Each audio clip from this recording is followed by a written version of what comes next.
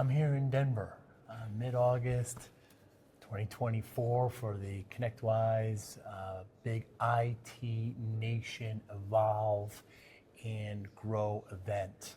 I'll be doing interviews this whole week with managed service providers that are here and with vendors and with ConnectWise staff and ConnectWise leadership.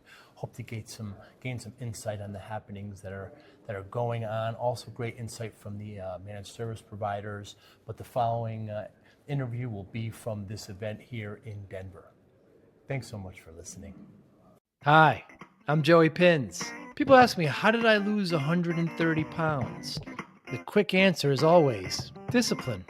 I started my business, wasn't paying attention to my health, was eating too much, drinking too much sweets. My daughter was born. Next thing I know, I'm pre-diabetic, I have hypertension. I knew something had to change. Discipline. I, like many of you, have faced many challenges in your career, in your family, in your life, in your faith. How did you attack them? How did you approach them? How did you solve them, hopefully? It all had to have some degree of discipline. I'm also asked, how did you found and start a tech business that lasted over 25 years? Discipline. I was committed to it, enjoyed technology, didn't enjoy some aspects of it, but knew it was necessary. Discipline. Our podcast mission, how do we use discipline to better ourselves and society? Join me, please, as I talk to interesting people and discuss how they use discipline in their family and their passion and their careers and how it helped them. Our podcast vision, growth through learning from others. Joey Pinz Discipline Conversations. It'll be light and serious. Join us, please. Thank you for consideration. Laurie Sorensen, thank you for your time. Good morning. Good morning, Joe. What should we know about China? What should you know about China? Wow, there's so much. Yes. I had the chance to live in China for a couple of years and really enjoyed that. And it was a beautiful, beautiful place with beautiful people and wonderful food. So I highly recommend you travel there if you haven't. I know when we worked together, your screensaver, I think said, remember China? Was it? Oh, yeah. Yep. I was praying for China a lot. Right, And praying so, for China. yeah. And why? Well, I just love that nation and that people. And so I was always praying that God would bless them. So. Yeah, and Yeah. I remember you talking vividly about your experience there. The Yeah. families were so nice. Yep. Yeah. Yep. And did it change you? I think the ways that it changed me was whenever you go to another country and you see a different way of living, I think it opens up your eyes to the world that is beyond maybe your own experiences. And so, especially when you hear about China in the news, I would just encourage Americans to separate the Chinese government from the Chinese people and to understand that, there are probably ways we wouldn't identify with our own government in certain ways. And that's the same for other nations too. And so I think you wake up in the morning realizing in one way we're all more similar than I thought, and people are people everywhere. And in other ways, we need to remember that we're all unique and distinct, and there's value in celebrating that too. So That's a wonderful sentiment, Laurie, because I remember talking to some Iranians at one point. The same thing, the people we're wonderful, and the government is whoever they are. Yeah, we're here in Denver in August and evolve and grow. And what's your goal for your attendance here? Yeah, well, this week is always the week of the quarter that makes me realize why I sit at my desk the other 90 days. So everything we do at ConnectWise is for our partners. And I come here looking to learn from our partners because I go back into ConnectWise to lead our leadership and talent development. And I want to teach our teams to be partner first and relentlessly partner first. So helping to know what's going on in our partners' world and how we can help them to reach their most ambitious vision of success. That's what I can take back into ConnectWise and make ConnectWise better for our partners. So. And is there anything particular you learned this quarter? Yeah. There's a lot of conversation in the rooms right now just going on around grow and around preparing to sell. And I think ConnectWise has a unique position in that we have a lot of alum who have that go-giver mindset that Evolve is all about. And so they want to come back and they want to go give. And so we've got a beautiful just season in the community right now where we have a lot of people reaching that vision of success and saying, how can I share what I've learned so that I can help others to do the same? I always tell people that success for Arlen, success for me, success for our facilitators is someday getting all of you back in a room together and going, well, your legacy came true and your legacy came true and your legacy came true, and celebrating that beauty and that success together. And Arlen would say even more so the significance that you all make in the world, because we really are a community of impact makers. So we certainly are, and I'm proof of that. Yeah. Right? I sold and I'm back, Yeah. and I HTG and Evolve. I wouldn't be where I am without that, and the IT Nation has certainly helped me. And so on Wednesday tomorrow, we have the Grow event, which is just dedicated to mergers and acquisition, which is really, I don't know, Laurie, I mean, it's validated. I don't know if that's the right term, but it's put, you know, the MSPs on a pedestal where they deserve to be taken seriously, and especially now by these financial entities. Yes. It's wonderful. I'm sure if you would talk to Abe Garver or Reed Warren, they would tell you there is so much money right now looking to be poured into the MSP channel. And so M&A is a huge part of Grow. It's actually broader than that, though. It's about any business transition. So if you're someone who wants to succeed the business to your family, or if you want to do an ESOP or sell to your employees, Grow is an event where you can come and learn about that as well. So it's not just M&A. It's how do we help you successfully transition? And if I might, Joe, one of the biggest surprises people have about Grow is they don't realize how far ahead you need to prepare.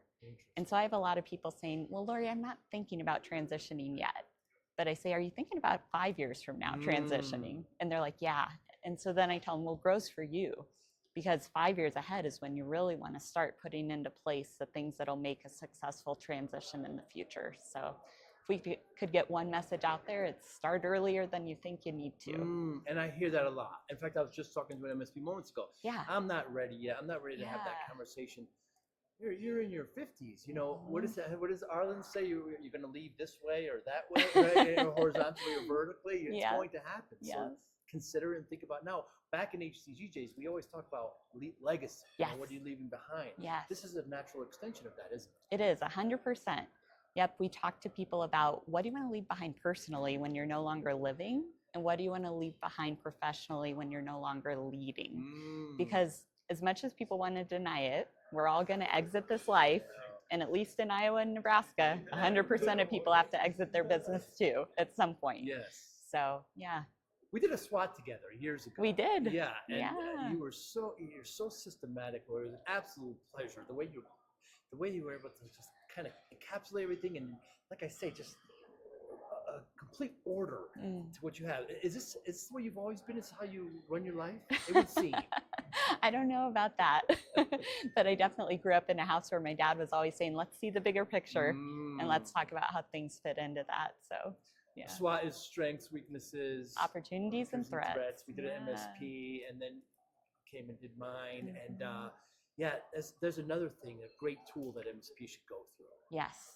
Yeah, we actually have a lot of groups that do SWATs to this day. And so they'll go and visit one another's business, and they'll give back by sharing their observations of that business. And, you know, for a lot of companies, those SWATs often end up being a turning point where something they hear from their peers is really helpful to them, and they act on that, and it changes their company for the better.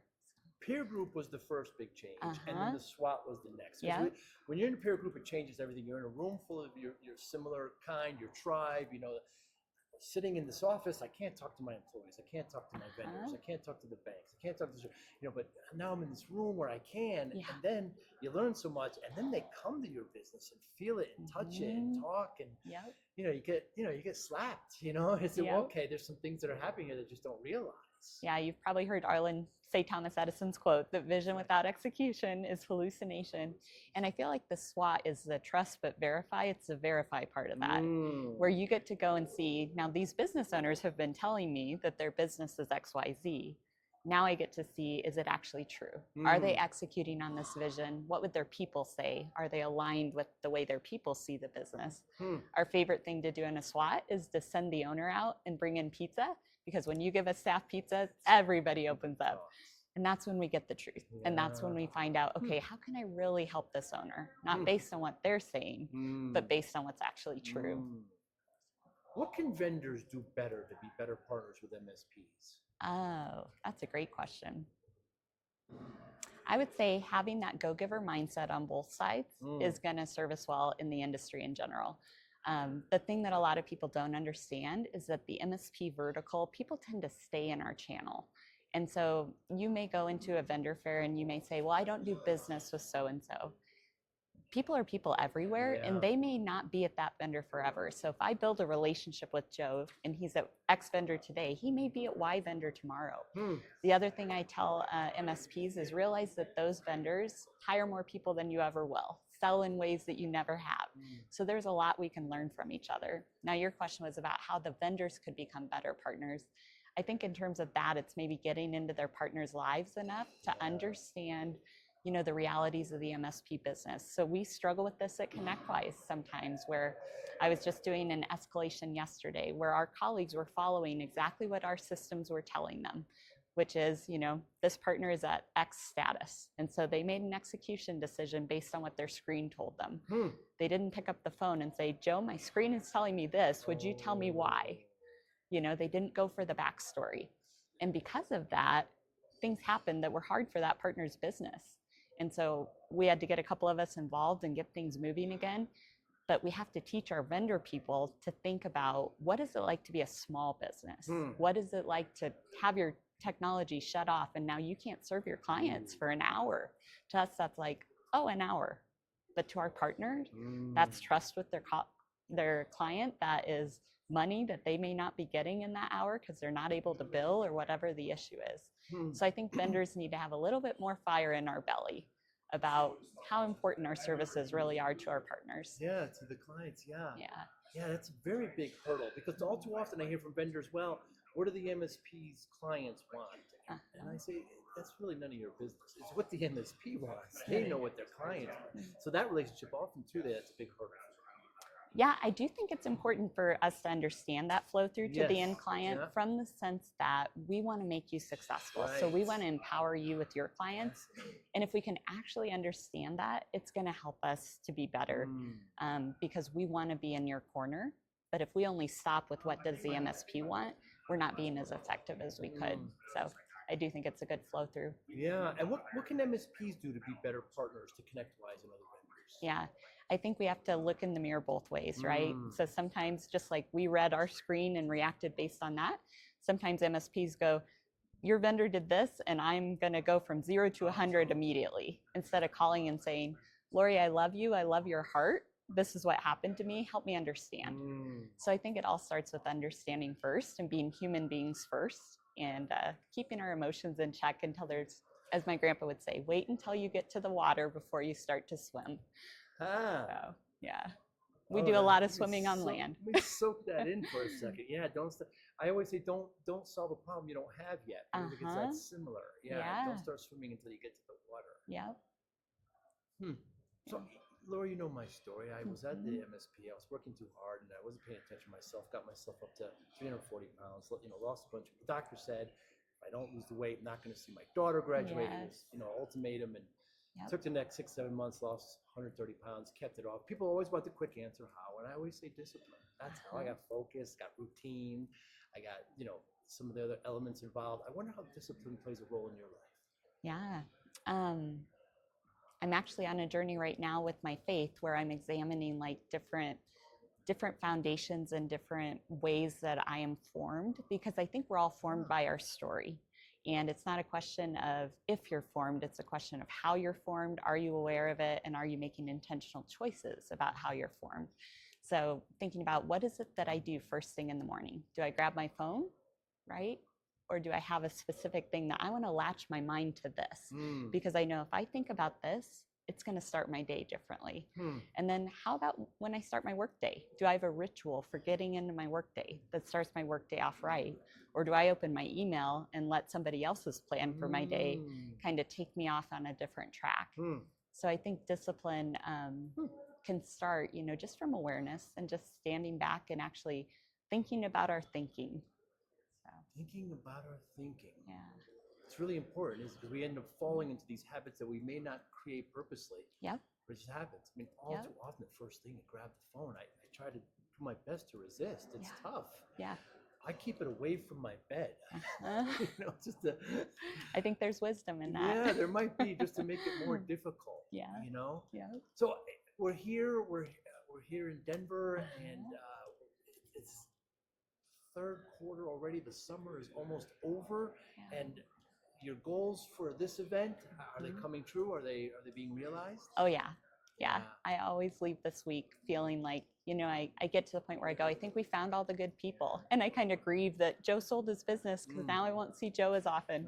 And then I get a new jumpstart crew, and we just find more and more amazing people. And so I really think that we have the best jobs in the world. We work with the best people in the world, and the IT channel is just the most amazing place to be. So I'm thankful every single time I go home just full. That's wonderful. And your message to the MSPs is? We're for you guys. We are with you and we are for you. So if there's ever a time that we can do anything for you, whether it's the Sorensen family or ConnectWise, just let us know, because we're excited. We want you to reach those goals. Laurie, thank you so much for your time today. Thanks, Joe. Thank you for listening and or viewing Joey Pinz Discipline Conversations. Please share this episode with one or two of your friends who you think may benefit from the episode. Our website, www.joeypins.com. There you'll find lots of resources, and you could join our mailing list. Please follow us on all our social media, Instagram, Twitter, and Facebook. Podcast information, the video version of our podcast is on YouTube. Please subscribe. Audio is on all major podcasting platforms. Please follow them. And if you like it, please consider giving 5-star rating. Would really appreciate that. Thank you again for listening or watching Joey Pinz Discipline Conversations.